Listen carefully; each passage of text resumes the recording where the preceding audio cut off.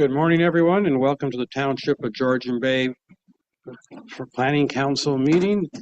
I'd like to call this meeting to order at 9 a.m. on Tuesday, February 10th, 2026.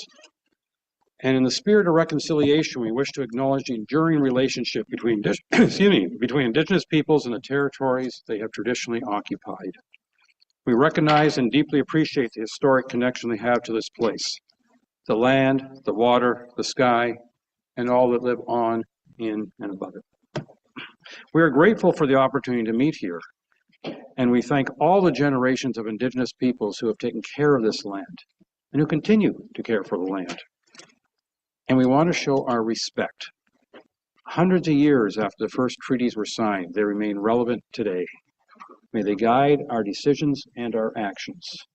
We commit to learn, to educate, to honor sacred places, and to take action towards real truth and reconciliation. Miigwech. Council, any declarations of pecuniary interest or conflict of interest, or anything else you think we should know beforehand? Clerk Way, any open forum applicants? Well, then let's go to our staff report. 6 Mile Lake dwelling size, zoning bylaw amendment project plan. Planner Kratke, over to you, please. Thank you. Good morning, Mayor, Council, everyone in attendance. My name is Jeff Kratke, and I am a planner working at the township full-time. With your permission, I will share my screen.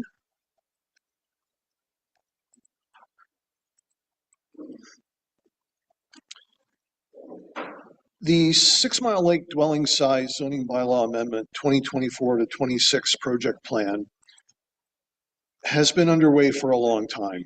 And there's some very long bars on this project plan, which was not its original intent. One of the longest is communications with MPAC. And I won't get into the details, but Council will certainly remember the delay that precipitated and the change in direction that resulted. The balance of the project plan is in this lower right-hand corner, and you can see that we're coincident this week with this meeting and a public open house, which will lead to a final zoning bylaw amendment going to a public meeting in March at Council, and possibly to a decision meeting in April, but we'll wait and see when we get to the public open house and the public meeting what comments we receive.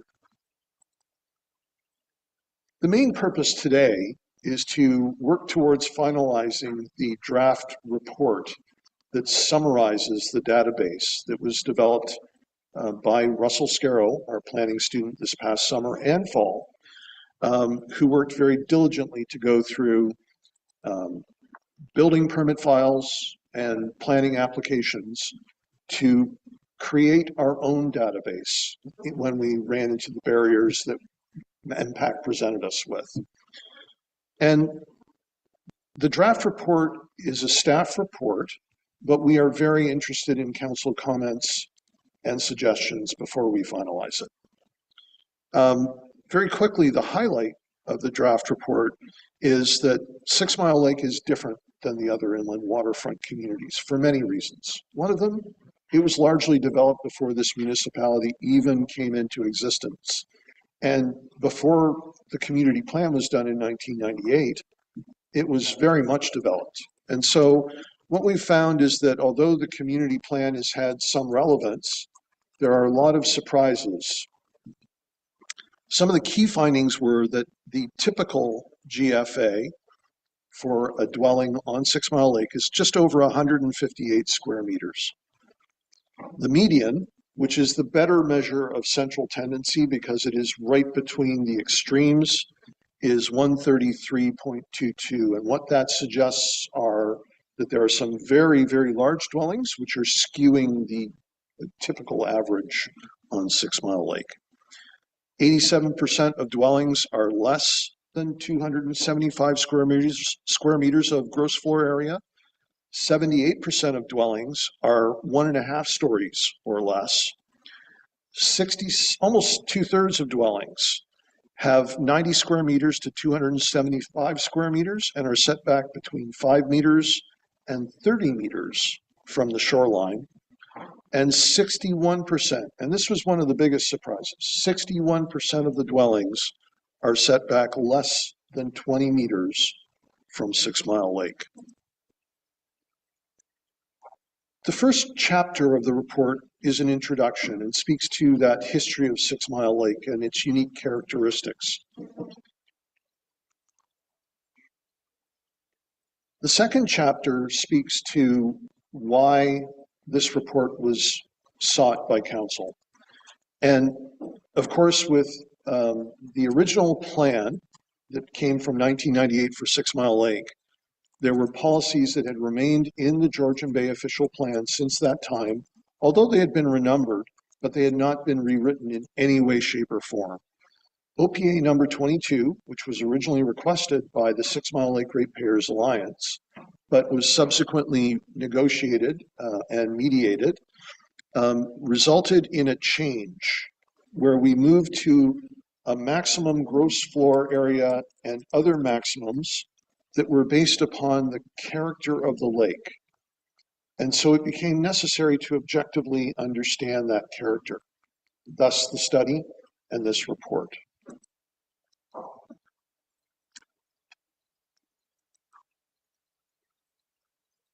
The next chapter deals with the actual database and makes clear that we did not use any MPAC data and that it was from Ontario Building Code and Planning Act applications. It also makes clear that the database itself must remain confidential because the Building Code applications are not public information, unlike Planning Act applications. The strengths of the Georgian Bay Township database over the MPAC database is that the areas and dimensions are per the Georgian Bay zoning bylaw, and that's very important. Also, there are no blackouts of the aggregated lot counts. The weaknesses, though, are important to understand as well. There's no data before 1972 when this township was formed. As well, as of now, there's no budget to maintain or update the database. So over time, this report and the database will become less and less useful. The missing data before 1972 introduces biases, and it's important to understand those biases. As a result of that missing data, the study likely overestimates the average dwelling size. It likely overlooks the setbacks that are less than 20 meters, so there's probably more than 61% with setbacks of less than 20 meters, and it overestimates the size of lots. The draft report considers central tendencies through statistical ranges, mean, and median, and we've customized those. If you're following proper statistics, they should be set ranges, but we've customized them in this case to reflect important setbacks in the plan and the zoning bylaw. The next chapter gets into tables that summarize a number of specifics, and I'm not going to read them here, and certainly one of the purposes today is to go through it, but certainly there's a lot of information there. Just on a very high level, what we were particularly surprised with is the fact that most lots are small and narrow, but most dwellings do not exceed that 23-meter width and are 1 1/2 stories or less. The other major surprise was the large number of dwellings that are closer than 20 meters setback from 6 Mile Lake.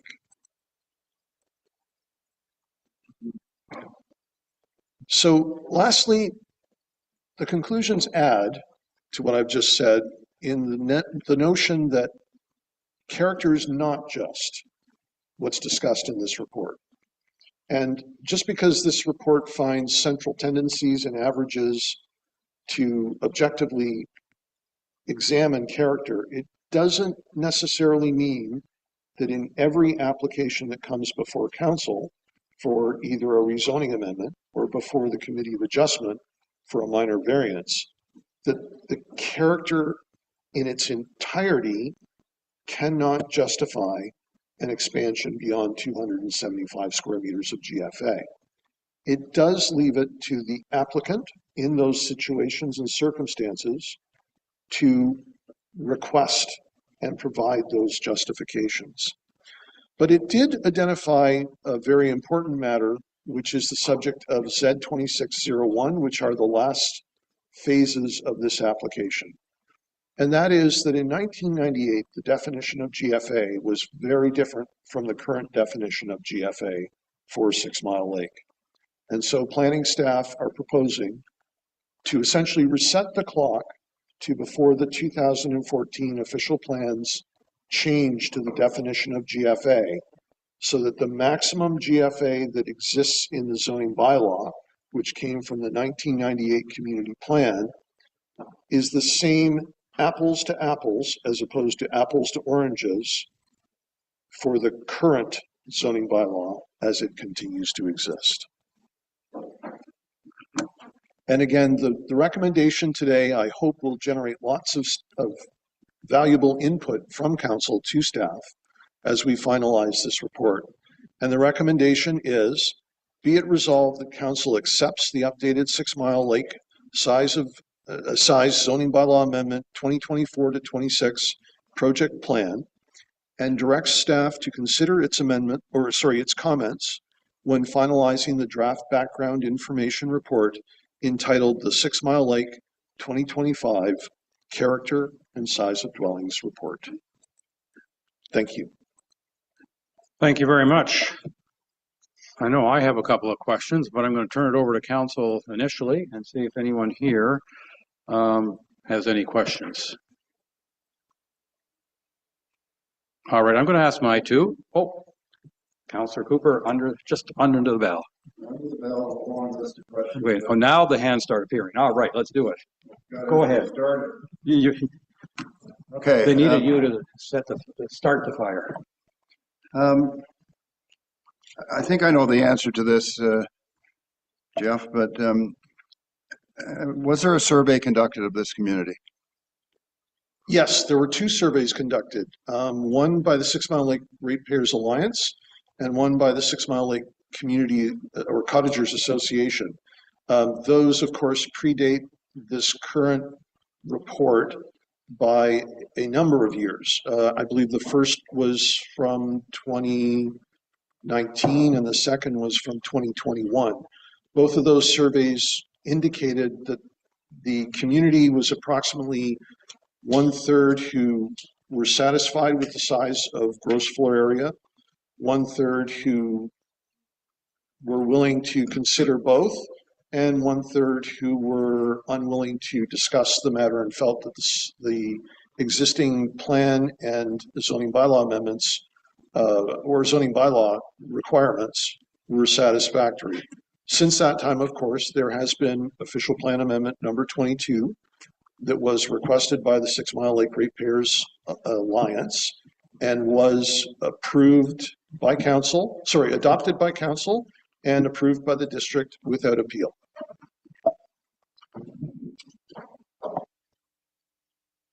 All right, Jeff, about a year, maybe a year and a half ago, we struck a committee working group to examine best practices for community plans. Do you recall seeing that information? Yes. And in that, it indicates that you need to do surveys in order to really get a clear and accurate picture of what the community thinks. These are old surveys, so there's a time relevance. But in addition, typically the recommendation is that there is somebody to adjudicate it so that it's not one organization or another coming up and validating the results that come in. That's why you hire a consultant to be that objective person. That has not happened here. And I'm curious as to why that hasn't.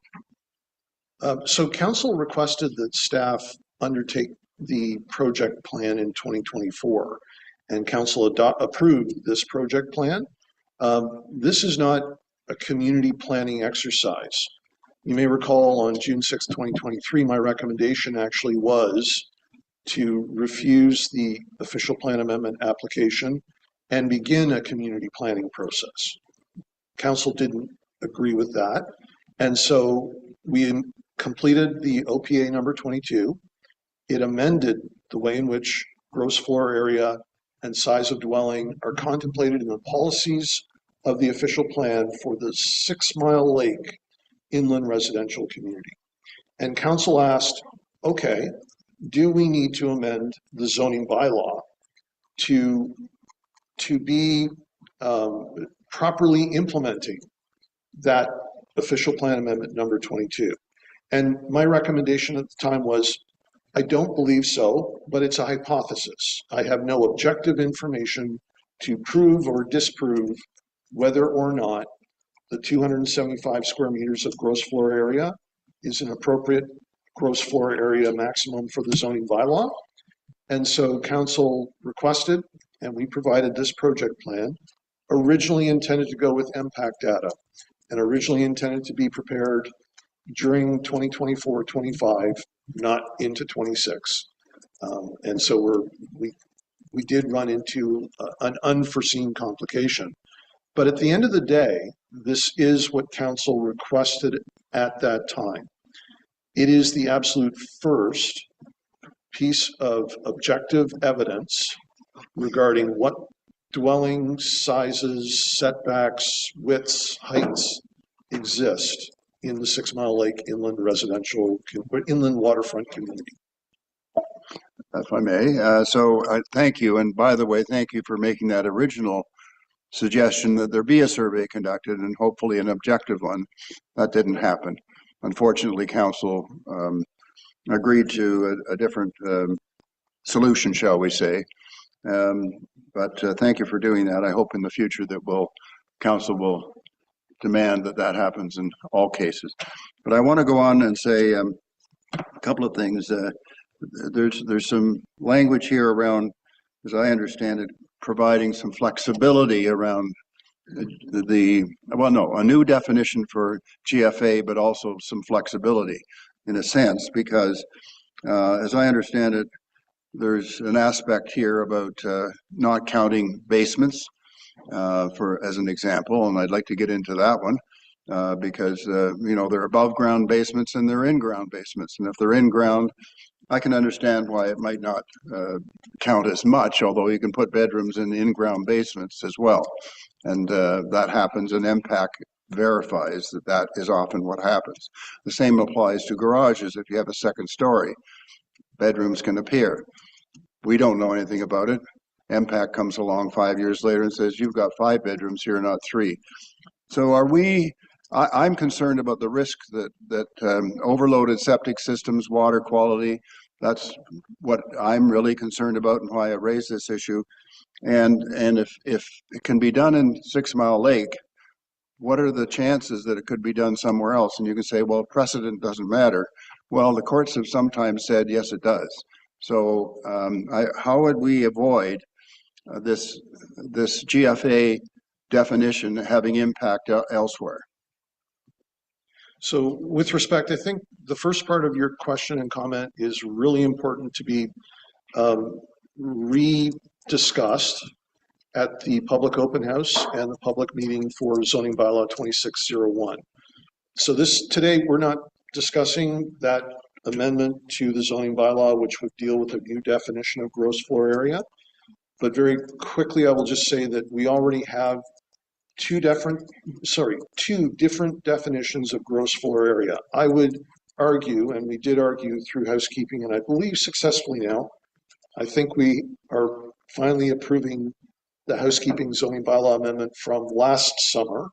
We'll wait and see when this actually gets signed up and goes to the OLT as a settlement.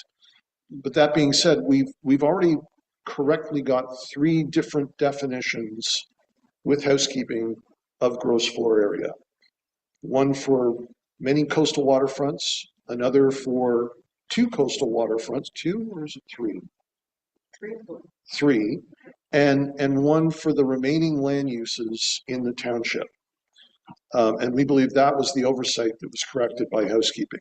because there are many instances for other land uses, non-waterfront land uses, where gross floor area is discussed in the zoning bylaw, in the official plan, and yet unintentionally by oversight got left out of the current zoning bylaw.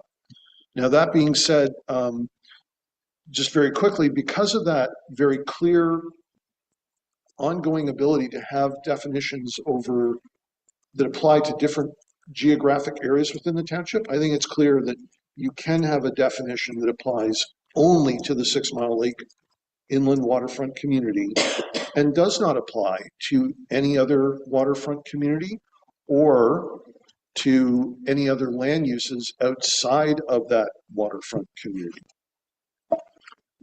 Thank you for that, and Mr. Mayor, if I could just ask, but I'm not sure that you answered the question. Would the courts not find differently if there's a precedent already set on 6 Mile Lake, it might apply to somewhere out on coastal Georgian Bay? Yes or no? No, and again, I believe you're referencing a decision of the land tribunal, or sorry, it was the intermunicipal board at the time, which was upheld by a court that that other members of the public have kindly shared with me, which referred to a situation where previous staff had been referencing something called total floor area, which was never defined in either the official plan or the zoning bylaw, and relying on some notion that, again, has no basis in either of those documents. And so the answer is no. Gross floor area is defined both in the official plan and in the zoning bylaw. Yes, we would be going from 2 to 3 to 4 definitions of gross floor area, but that is quite appropriate in terms of planning and very defendable. And thirdly, unlike dictionaries, units of measure do also have recognized organizations that promote definitions of those units of measure. For example, with CGD elevations on Georgian Bay, we don't rely on the dictionary. Just because we don't define CGD in our zoning bylaw, it is defined under treaty between the United States and Canada regarding the Great Lakes. And so we have other levels of government, other organizations.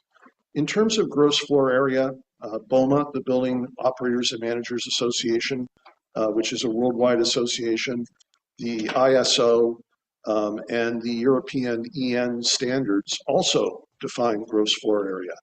And while we have not identically recreated that kind of definition, the third definition that will go forward for gross floor area for all other land uses than shoreline residential after housekeeping is based upon the BOMA and ISO standards for GFA. And so I think our bylaw is strong. This will actually not weaken it in any way, but it does recognize that the maximums that were set in 1998 were set based upon a definition in 1998 for 6 Mile Lake. Final question? Okay, because let's give everybody else a turn, so quickly, please. You were talking about the environment of 6 Mile Lake in terms of setbacks and so on, building setbacks, et cetera. And that would be not unique to 6 Mile Lake. A lot of lakes would have a similar kind of less setback, some wider lots or not. The buildings tend to be closer to the water in order to see the water or whatever.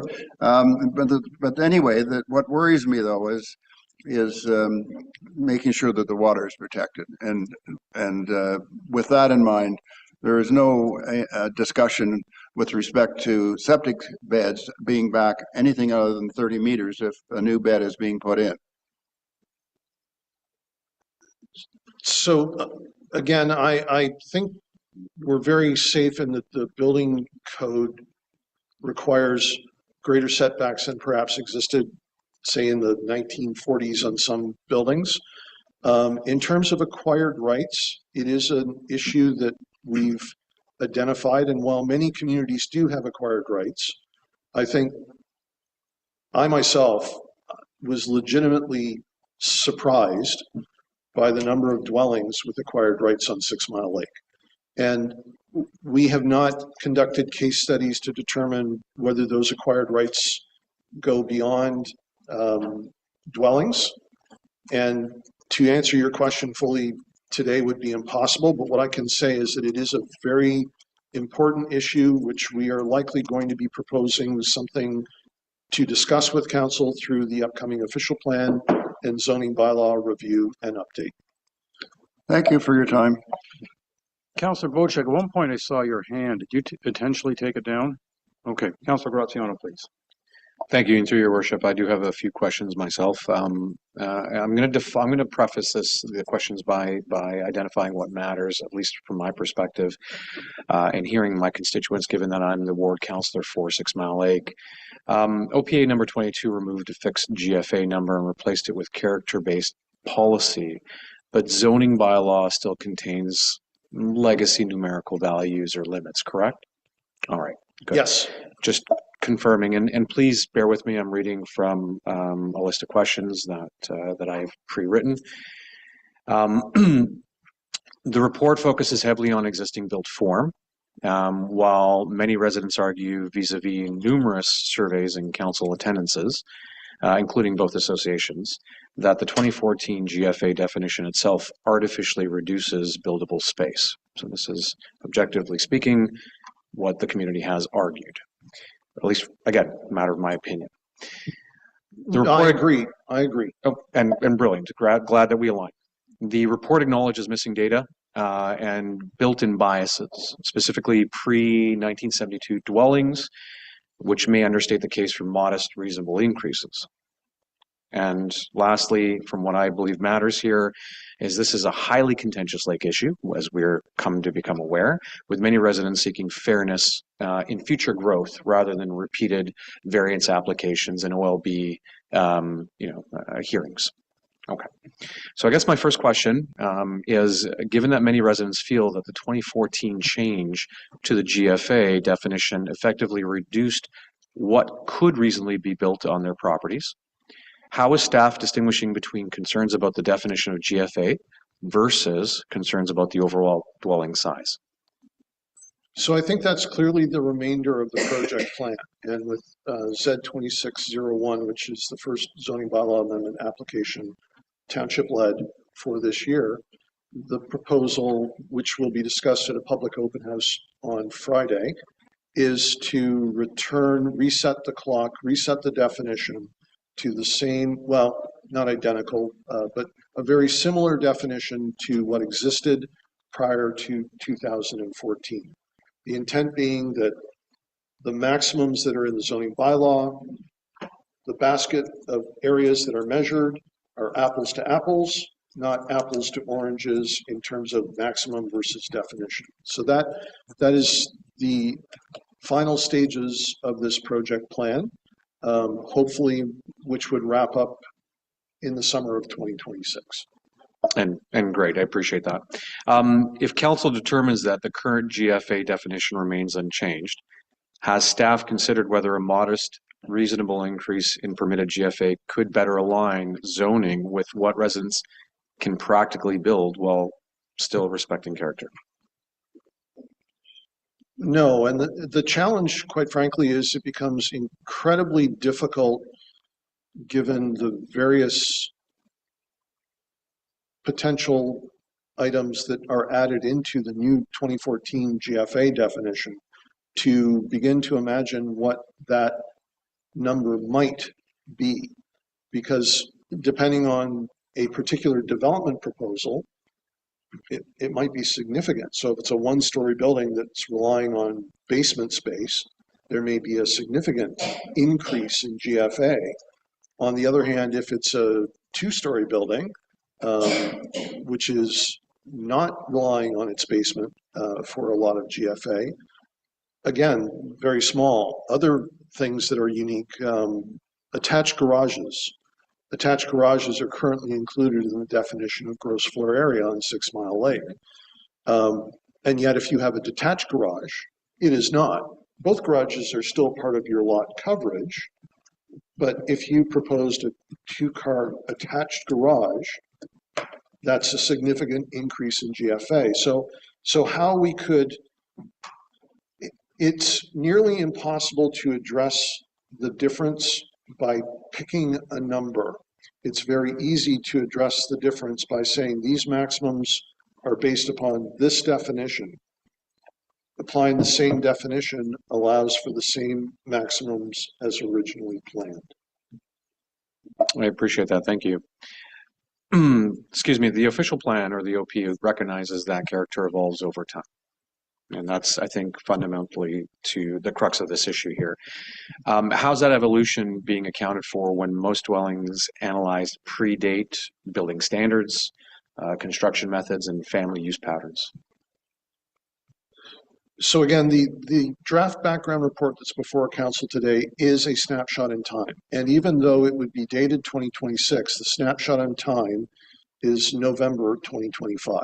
And while it is a valid snapshot in time as of November 2025, it will become less and less valid as time progresses and developments take place, which are not contemplated by that report. And if one assumes, as I think is reasonable, if one hypothesizes, that dwelling sizes have generally been increasing, not only on 6 Mile Lake, but elsewhere in Ontario over time, this report will become less and less useful to judge the character of 6 Mile Lake. And perhaps by the end of the next round of official plan reviews and updates in 5 years, really should be retired. So we do want to find a place for this report permanently on the website, the township's website. Initially, it will be available as a background report to Z2601. We don't yet know where it's going to live after that. But that being said, at some point it needs to come off the township's website because it simply will no longer be the built character. And I think the other super important thing to stress here is that built character is only one of 5 aspects of the character of 6 Mile Lake that are important to consider with any planning application that might propose a larger dwelling than is permitted by the current zoning bylaw. And those are in the policies of the plan, both in terms of the definition of character, the discussion, the policy discussion of character for all waterfront areas, and as well the actual discussion of character for 6 Mile Lake in its policies. And so I think what's super important for everyone to keep in mind is that this is only one piece of the puzzle. But this report is incredibly useful because it is the first time we've had an objective statistical look at that piece of the puzzle. I have 2 more questions, if I may. Thank you. From a planning perspective, does maintaining a lower GFA under the current definition risk continued reliance on minor variances and OLB applications? And if so, how does staff assess the fairness and predictability of the approach for residents? So how's the that answer is reconciled? absolutely. And that was the decision that was made by pursuing OPA number 22. And of course, with the official plan review and update that's about to commence, although people in 6 Mile Lake would love to put this issue to bed, there are opportunities during the official plan review and update that don't exist at this point. So at this point, staff are being asked to look at the existing policies for a community and say, does the zoning bylaw need to be amended to implement those policies? However, if council or the community decide in their wisdom that they want policies that lead a different outcome for 6 Mile Lake, that's the time to address those types of matters and to propose and discuss those kinds of changes. This again is just a background report, and it's a background report just providing statistical information about the size of dwellings on 6 Mile Lake. Thank you. My last question, if I can, and again, pardon the sounding robotic, I just wanted to clearly define my questions without any potential concerns and or ambiguity around intent of my question. Given the level of public interest and broad view among 6 Mile Lake residents specifically on this matter, and specifically that GFA needs adjustment, how's staff or planning specifically going to ensure that council is presented with options that will seek to solve their concerns and problems, thereby mitigating variance or applications and OLB applications, rather than a single recommended outcome? So will we be presented with options that will address the crux of the issue versus a single outcome, which is a yes or no binary option? Over to you. As of now, it's a yes or no. It's a binary option. The only two options that are or alternatives, I will say, are one in which the housekeeping zoning bylaw amendment does not survive its appeal, and the other where it does survive its appeal. When I was preparing for this open house, I was not confident that we were going to have a housekeeping bylaws at 2415 amendment, bylaw 2025-053, I believe, that was going to survive an OMB appeal or OLT appeal. I think I am now 95% certain that it will. And so it's likely that, again, what would be before council in March, because by that time we will know whether we have housekeeping bylaw 2025-053 amending our zoning bylaw. I think by March we will know which option is being proposed. And at that point, as of now, there's one. But certainly, I haven't yet heard from the public. The first public open house on zoning bylaws at 2601 is this Friday. Today, really, what I wanted to hear from council is there something that council sees in this report that is missing? So is there a part of the 6 Mile Lake community built environment that was overlooked? Is there an important question that was overlooked? Although that one is much more problematic, because for us to go back and get the data, it will take a lot of time and it will be far more consuming. So I'm hoping there's no more new questions. But what I will say is that planning is never done. As councillors know, we are always before you every month with applications or with directions from council as to looking at things next. And we are about to embark upon the official plan review and update and zoning bylaw review and update. And so my hope is that what we will go forward with will be appropriate for the public meeting in March. But certainly, again, if someone wishes to ask for more options during the public open house, that will be something staff will look at. Thank you. If I were a betting man, I would bet 100% that following the public meetings, that there will be more than just a black or white choice. There will be a range.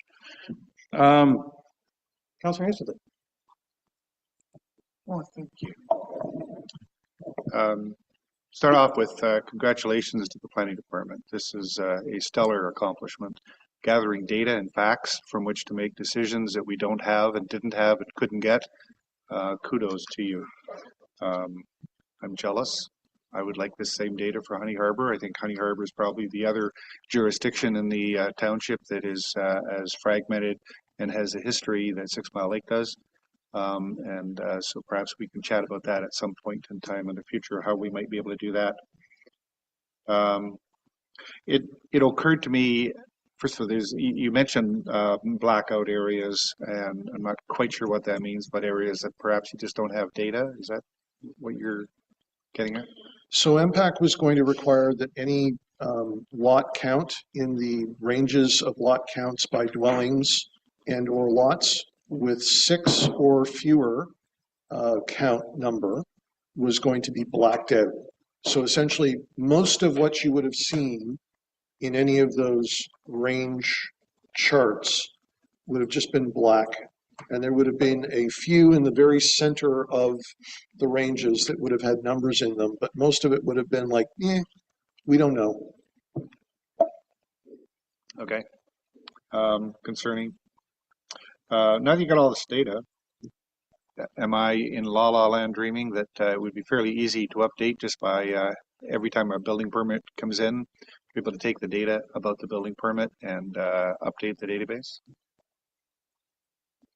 So it's not just building permits, it is planning applications, and it's not easy. It does take time, effort, and is something that has not been contemplated from a workload perspective. Appreciate that. A little bit of a tangent in the business world. Knowing your customer and knowing your customer to the nth level of understanding becomes critical to being able to effectively interact with that customer. And I would suggest that it may not have been contemplated before, but now that you have that level of data, and hopefully we can talk about getting that data for other areas, I think that becomes a game changer in understanding how to work with communities. I think what it ultimately will do, and if I'm reading between the lines here, you may have interest groups that might come forward and say, well, we're telling you what our culture and our climate and our community looks like. And then you can go, well, no, that's not really what the data says. And then you can bring some sanity to that overall conversation, because it's usually the vocal minority who push hard to get things, and it's the non-vocal minority where that data exists and lives that ultimately I think we need to be aware of and sensitive to. So thank you very much for doing all of that.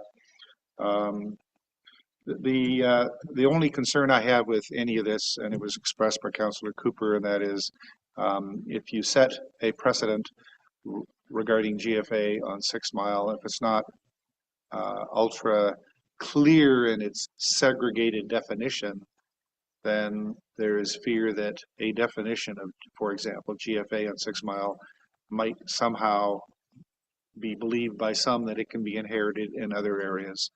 And so that's a fear. It may be unjustified. Maybe the clarity of definition is important. I don't know, but I'll just throw that out there. Thank you very, very much. Thank you. Briefer than your prior two colleagues. I'm impressed. I got to compliment you now and then. Thank you. It's a new one. Yes. Councillor Predko, please. Thank you, through you, Your Worship. My question to the planner is, what can we, I think, thank you for the report. It's very clear the different buckets that you have been able to put the different property types into. And I'm just wondering, there's conclusions that you've drawn that the GFA isn't necessarily at issue, it's the definition of GFA that's at issue. But what can we glean from the data to understand the impact that the 2014 definition change had? Is there any ability to look at the character in aggregate terms of development in the 10 years before 14 versus the 10 years after 14 to really try to understand if there were additional minor variances, planning zoning amendments, or just the size change? And because the definition of GFA changed, that might be a little bit difficult. But I guess you've concluded that the definition needs attention or needs to be looked at, but how can we quantify what part of the definition may be needing attention? So, no, this report does not highlight the inequity that developed as a result of a change of definition of gross floor area without changing the actual maximum gross floor area for 6 Mile Lake. It doesn't. And even though I think date in hindsight would have been an excellent addition to the database. Russell was not asked, did not add a column for the date of the information. So again, he went through 1972 to 2025 applications, and we would need to do that again to add that date component. But that being said, I think the key differences are things like detached garages and attached garages. In the 1990s definition of gross floor area for this municipality that applied when the 6 Mile Lake official plan was adopted with those maximums, detached garages and attached garages were not a part of GFA. In 2014, an attached garage became a part of GFA. And while for most of our waterfront communities, that's not a big deal, for Honey Harbor, and more so for 6 Mile Lake, it does very much affect the size of dwellings based upon an attached garage. But to quantify that to a number and just say, look, we can leave attached garages in the calculation of GFA and somehow figure out what size the attached garage is going to be, that's impossible given the range of size of lots. And shockingly, the overwhelming number of small and narrow lots on 6 Mile Lake. But at the same time, 6 Mile Lake does have some very large lots. And so I think it really does, in terms of equity and fairness, without some kind of policy-led initiative from council or the community, it does really fall on the definition to make good an apples to apples comparison definition to maximum. Great, thank you. Councilor Jarvis. Thank you. Good morning. And Jeff, I'll echo Councillor Hazelton's comments. It's a wonderful bit of work you guys did. Obviously, that was not part of the original program. And it would be great if we could, in my mind, maintain that. So I think maybe the building department could take this back and figure out how they might be able to fit it in, budgetarily speaking, to our planning exercise year to year, because it's great information to have.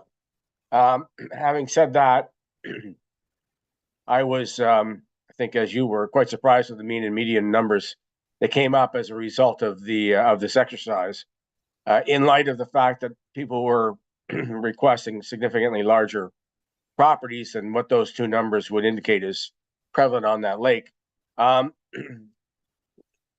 guess my question to you is, given the concept of returning to the pre-2014 GFA definition, that is, removing things like attached garages, basements, and I think, was it screen and porches was part of that at one point? Yeah, from the GFA. I don't see it as unreasonable, but we've got to make sure, I think the character of the lake obviously is an issue here, and obviously big part of the program. Narrow lots make width issues significant.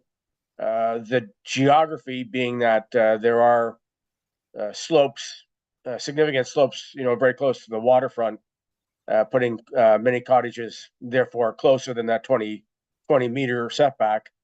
I'm hoping that in review of everything you've given us, that whatever definition we come up with takes into consideration, and will take into consideration, one, the geographic makeup of any one lot, as well as the lot width and size.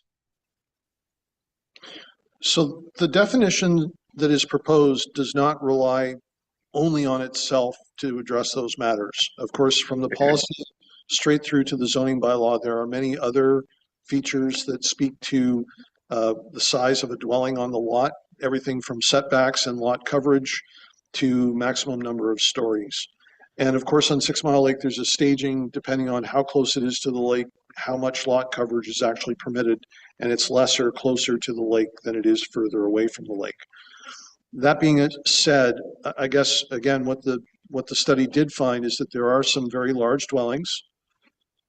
Some of them are on some very large lots, and some of them have additional setbacks on 6 Mile Lake. I think what the study also showed is that there are a lot of large dwellings that are on small lots, Yeah. not set back 20 meters on 6 Mile Lake. So if you look at those tables on the figures, you will see some matters that might be worthy of case study, but I would say it probably is better to devote staff effort towards planning in the future than looking at what may or may not have been used as justification in the past. I agree with that. So that in going down the road, any future GFA definition in my mind, it sounds like this will be all considered, but those factors are an issue. I mean, attached garage, I can understand why you wouldn't want it as part of your GFA, but if it increases the width significantly on a property, as an example, on a narrow lot, then that's an issue. And I just want to make sure that we've got all that considered when we revise this definition. But again, thank you very much for your time. Councillor Graziano, I'm going to finish round one before I'll get you leading off round two. So I'm going to go to Councillor Bocek, please. Thank you for the revisit, and through you, Mr. Mayor. Just a quick question to Mr. Crackey. Is this something that needs to go up to district council, and have you approached district council and got any comments? And do they need to approve these changes? No, the district does not need to approve these changes, but actually we have been in communication with district staff about the findings of this report. They haven't seen the draft report unless they've actually gone to the website and downloaded it themselves. But they are aware of its findings, and they are aware especially of the surprise that the planning staff had regarding the number of acquired rights for dwellings less than 20 meters from 6 Mile Lake. Yeah, that's great. Thank you. Thank you. I find myself not as surprised as you are with the data, because if you do, I mean, I don't pretend to know 6 Mile Lake, but I've done a number of tours of 6 Mile Lake, and the number of places, and it's similar to Honey Harbor, it's similar to actually much of the township. The number of places that are very close to the water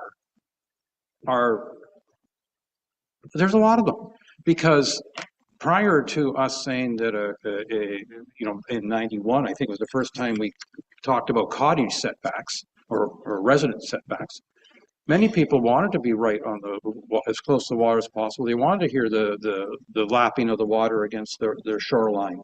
That was common, and that it's for those of us who have been around well before 91 on the waters. The new setbacks, cottages are hidden away, and it may improve the view from the canoe, but it certainly was a significant change to what was being built beforehand.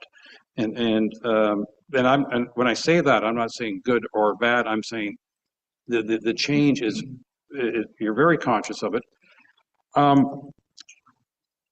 But a couple of questions I wanted to ask. First of all, when the data you're using, which had basically GFA per lot, I'm presuming that GFA number was the number based on the build at the time. In other words, if something was built in 2012, they might have reported, let's call it 100 GFA, even though the identical building next door that was built in 2016 might have reported that instead of being 100, theirs is 120 or 140. Is that, am I right there? Is there a little bit of apples and oranges in your data? No, it is a blending of time. So it's not apples and oranges, because again, we wanted to know what the existing character was. So no, we cannot easily go back and look at the changes over time through that database without reintegrating, going back and looking at the same files again and saying. No, and I'm not asking Yeah. that, but I'm concerned that if somebody built a detached garage in 2010, it wouldn't have been captured in this data. Well, again, we didn't look at detached garages because they aren't an issue. They're not currently a part of the gross floor area. But what I will say is that in hindsight, a date component would have been a good addition to the database. And if we do go forward and do other databases like this, or if we do continue with this database, that's an excellent addition to the database. No, again, this was meant to show a statistical average from 3 different measures, both in terms of the central tendency of looking at it from a chart where you're comparing on the 2 axes, where does the bulk of the dwellings lie, as well as the mean and the median.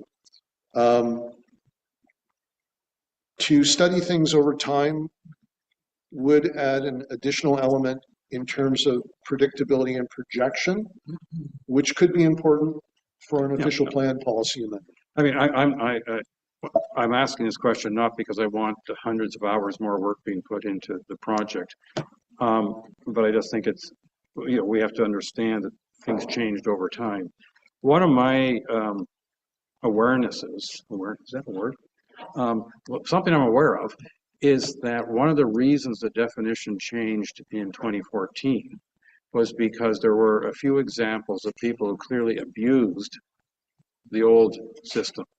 In other words, they could build a very large cottage, give it a relatively small GFA because 50% of the cottage was screened porch. I mean, I'm exaggerating, but, and then whether or not they fill that in later, or, it's easy enough to convert a screened porch into a bedroom without necessarily getting the proper permits, because you're not adding to the roof whatsoever.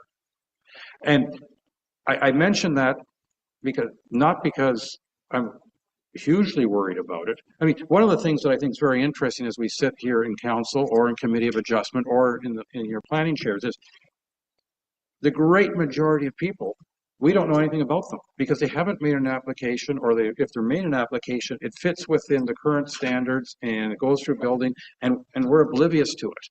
We hear about the more extreme properties, but they're still in a minority. But I think that we have to be careful that if we go back to the pre-2014 GFA definition, that we may want to put a couple of, if I can borrow a phrase that I heard yesterday a couple times, we may want to put some guardrails in there, such as the non-GFA space cannot exceed the GFA space by more than, call it 50% or so. I mean, I'm making these numbers up because I don't know what they should be. Or that certain things we would now include that before we didn't think, because one of the real issues is basements, and basements are concerns in a couple of ways. One is, I swear everybody's basement is different as to how much of it is above ground or below ground, how much is visible from the water or not visible for water, how much is suitable for bedrooms and how much isn't. But we have to be a little bit careful there that we don't just automatically give everybody a floor free. These sort of things. I think we have to be careful. So as a planner, I do not disagree. What I will say is that it is far better to have clear, straightforward definitions that don't start to blend requirements and standards. And so from an official plan review and update, zoning bylaw review and update, if council feels it's important to put a maximum size on a basement that is used for residential purposes, that's an appropriate standard. And I'm not saying what that might be because I have no idea what that might be or whether that's a solution. Or if council says you can't have a covered or screened porch or enclosed sunroom that is larger than X square feet GFA. Again, that would be a standard specifically addressing an issue or concern with regards to development. But I do think that in the case of 6 Mile Lake, what we have are maximum gross floor areas, widths, and heights that came from a 1998 plan, which was based upon a definition from the 1991 bylaw, official plan and zoning bylaw for gross floor area. And it resulted in unintended reductions to the gross floor area permitted as of right through the zoning bylaw when we added additional areas into that definition. And so I'm not questioning that there's a need for additional consideration, study, discussion, surveys. I'm just saying we should have that later as a part of the official plan review and zoning bylaw review and update. And I'm going to make just a couple final remarks. One is on lot size. It was perfectly normal 100 years ago and 50, even 50 years ago, that to think that a 50-foot cottage lot was okay. It was wider than your 40-foot lot you might have had in the city, and the cottage you were building is going to be 1,200 square feet versus the 2,000 square foot one you had in the city, and so it all was kind of proportional. Well, proportions, as you have observed, for some reason in our world, we get bigger and bigger and bigger, whether it's our homes, whether it's our cottages, whether it's our boats or our cars, what have you, keep getting bigger. And therefore, we have this, I'll call it challenge. And that 50-foot lot, you can't make wider unless you buy your neighbor. And the neighbor might not at all be inclined to sell. So anyway, some of my comments, and Councilor Graziano, round two. Yeah, thank you. And I want to start by trying to understand the reason behind, I guess, the contentiousness of this. And I think the mayor had brought to my attention something that that makes total sense and kind of wraps or frames this accurately, in that 2014 changes were created because of a few bad apples, perhaps abusing the system, which applying a blanket change could be implied as collective punishment based on my opinion. And as such, of course, the community has now become active and really resisted that punishment. You had asked specifically, well, you had advised, Jeff, that today's intent is really just capture our feedback on perhaps what's missing from this. So as we go forward, we can develop a much robust, report and presentation to, I guess, the public. So here's kind of what I perceive to be missing in the report, if you may. So I think you and I are both data-driven guys, based on their analysis, and I greatly appreciate it. But what I think is missing is balance, truthfully, and allow me to unpack that. So the report currently measures what exists, but may overlook adequate tests on what could reasonably be allowed. So my opinion on that. And it frames protection without really equally framing usability, fairness, and modern lifestyle realities on 6 Mile Lake. And I'm going to build on that in a moment. So in support of the community's preference for increased GFA, from my perspective, I think the report needs to include a few things. Comparative definition analysis. So let's look at the 2014 definition. Let's look at the current. Let's compare the two on what's being proposed, and let's have analysis wrapped around that. Changes to the lake demographics post-COVID, and especially because of COVID, because there was a massive impact that COVID had on shifting the baby boomers from their urban areas north, as we've seen, especially with the lockdowns, and specifically in the context of property use. So pre-COVID, what was the usage like on 6 Mile Lake, and then what is it now, and how has it shifted? Incremental increase scenarios. So let's look at what increases would look like incrementally if we can. Visual impact modeling. So what can we see potentially in the future if in the event that we allow for larger GFAs, and let's model that out. Variance in OLT trend data. And specifically from my perspective, and this is where my data geekiness comes in, is that I'd love to see what the variance or the trends were like pre-14, pre-change, and during current state, and kind of understand what was this has this been an ongoing issue, or did it really arise out of the 2014 changes? So what does that OLT, OMB, whatever variation of whatever acronym it was called at the time, and how many variances did we see come before us pre-14 versus now? And then lastly, a clear decision timeline. You said summer 2026. I'm assuming that could move. And frankly speaking, if I can be so blunt, I think the 6 Mile Lake community has been working in partnership with the municipality now for the last 4 years. And I think they hope to see some kind of resolution and movement forward by the end of this term of council, my personal opinion. There's one also recommended changes I'm going to request, if I can, and that's in the recommendation specifically today that we will be voting on. I don't think it's an argument in semantics, rather it fundamentally changes the intent behind what the resolution is requesting. And that is where it says, and direct staff to consider its comments when finalizing the draft background. So be it resolved that council accepts the updated 6 Mile Lake dwelling size ZBA 2024-26 project plan and direct staff to consider its.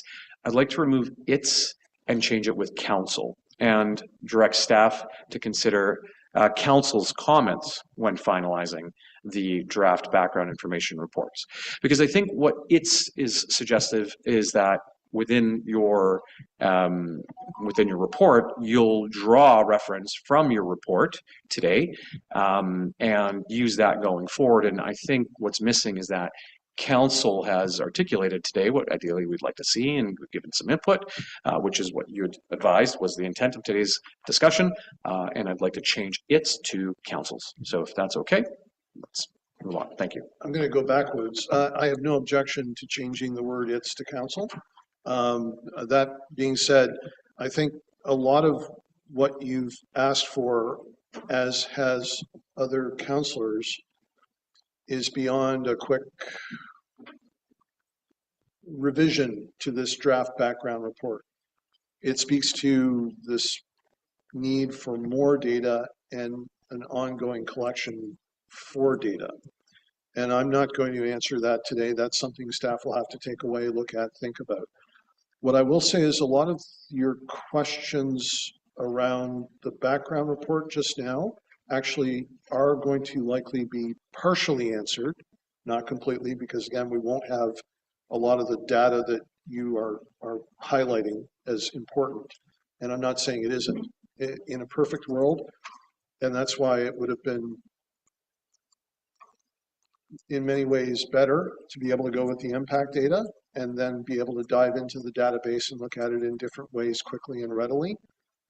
In a perfect world, the answer would be yes, but ultimately to begin that process with impact, appreciating we will still be subject to blackouts, would require another user product license be discussed with impact, and that took a very, very long time. And staff will consider whether that's an appropriate approach. But very quickly, I don't think so far what council has been suggesting, although very valid suggestions to improve the strength of the study, are something that we can quickly incorporate into it to inform this already delayed process. Because as you've mentioned, 4 years, I think it's actually longer than 4 years. I think the files really go back to 2018, 2019. So I think we're getting closer to 7 years where this has been a very important matter to the community. In terms of today and this background report, I agree, it's not perfect, but it is just looking at one part. And again, if we're going to want to look at more, which is this change over time, the notion of what is the difference between council committee approved developments and OLT approved developments, all of those questions, there is a way to answer them, but not quickly and not through this particular background report. So my hope is that if these are important matters, that you would still contemplate passing the resolution with the single word amendment today, but at the same time I'm very amenable to receiving an additional resolution that speaks to this additional data that not only for 6 Mile Lake, but for other places in this municipality, if we have the ability to provide it, are important to council.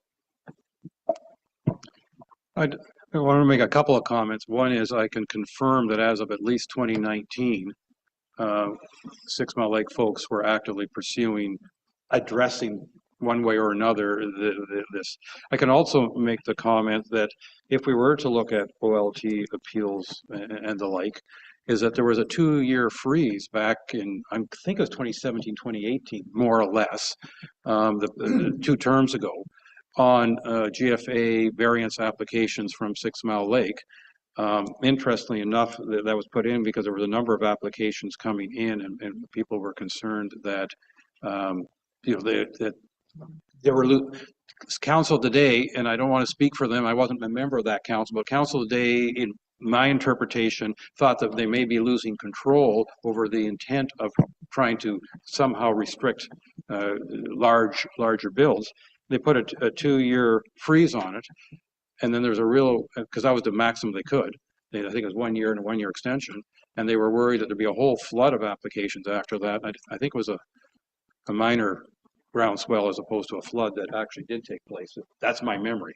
But yes, there's no question that people in that 2014, 2018 term were surprised. They didn't realize what had happened with that change in definition. And I do remember a number of applications where the argument was, well, if I just take my garage and separate it from the house and ask for a variance of having buildings too close to each other, then I'm all of a sudden on side. And some of them got approval based on that argument, or that, you wouldn't, with a specific condition, you would not be allowed to build a garage anywhere else on the property if you are allowed to build attached. Anyway, that's just a little bit of history to back all of this up.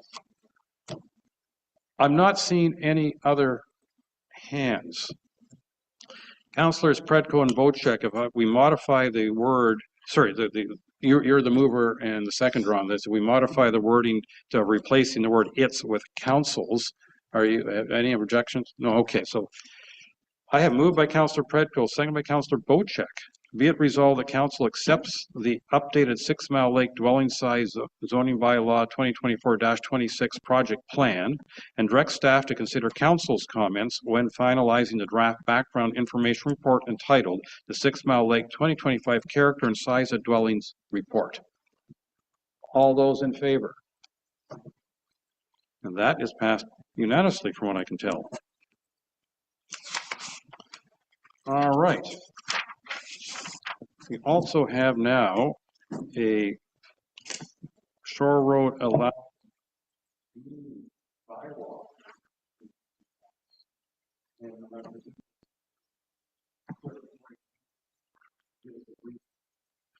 I've lost sound. Oh, because I didn't have my microphone on. I apologize, sir. Thank you. Did I have it on when I read the motion? Well, yeah. Ms. Levesque, I think I know the explanation, but if you wouldn't mind briefly sharing it. Through you, your worship, council approved the Shore Road Allowance application R23-03 on July 8th, 2025. During the completion of the transaction, a typographical error was identified in the deeming bylaw. The applicant owns both Lot 12 and 13 on Plan M257, but only Lot 13 was deemed in the original bylaw. So the bylaw before council today just simply corrects the error, and there is no changes to the intent of council's original approval, and the correction will allow the applicant to complete the transaction. All right. Any questions? Moved by Councillor Jarvis, seconded by Councillor Predko. Be it resolved the council enacts bylaw 2028-008, SRA deeming for 328 Georgian Bay Shore. All those in favor? And that is carried.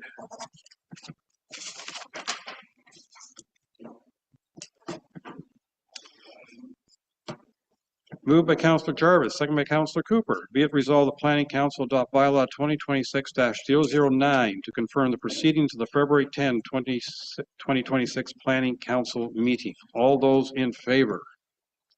And that is carried, including one vote walking in. Moved by Councillor Graziano, seconded by Councillor Hazelton. Be it resolved, the Planning Council is now adjourned at 10:14 a.m. until March 10th, 2026 at 9 a.m. or to call the chair. All those in favor?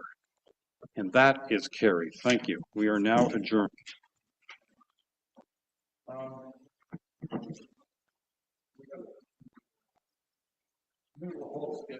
So we're back on at 1 o'clock for Cal, is that right? No, hang tight. Okay. We